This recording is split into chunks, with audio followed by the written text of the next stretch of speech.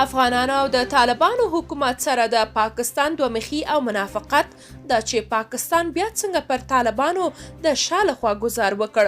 جزئیات هم دې ویډیو کې ګورئ او چینل سبسکرایب کړئ. په داسې حال کې چې پاکستان نړۍ ته د طالبانو حکومت سره د اړیکو ښه کولو او افغانانو سره د مرستو غږ کوي، خو په حقیقت کې بیا دومخي کوي. تازه خبر دا دی چې هندوستان وایي پاکستان اوس هم افغانستان ته زموږ د غنمو مرستې د لیږد خنډ دی. د هندوستان د بهرنیو چارو وزارت ویان ویلي چې پاکستان اوس هم افغانستان ته د دغه هیواد د مرسته شویو غنمو د لیږد پر وړاندې خنډ دی. ویان ارندام باغچي ویلي چې افغانستان ته یې د اعلان شوي 50,000 ټنه غنمو مرستې د نه رسیدو اصلي علت د دې مرستې د لیږد لپاره لاره نه ورکول دي. هندي ویان دا هم وویل چې چارواکي یې پاکستاني لوري سره په دې اړه په خبرو اترو بوخت دي څو یاده ستونزه حل شي. د هند د بهرنیو چارو وزارت په ورته وخت کې له افغانستان سره د بشري مرستو په دوام ټینګار وکړ.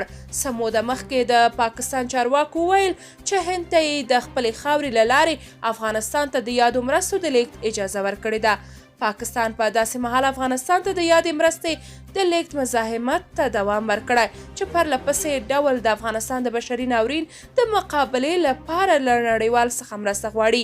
شنونکي باور لري چې په افغانستان کې د طالبانو له واکمنېدو سره پاکستان د افغانستان د چارو واګۍ په ځانګړي ډول د بهرني سیاست کنټرول په لاس کې اخیستی او افغانستان ته د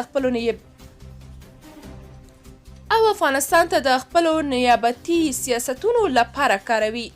طالبان بیا په دې اړه تورونه ردوي او پر خپلواکۍ ټینګار کوي. درنو لیدونکو، تاسو که د دې موضوع په اړه کوم نظر لرئ کومنټ کې شریک او چینل سبسکرایب کړئ.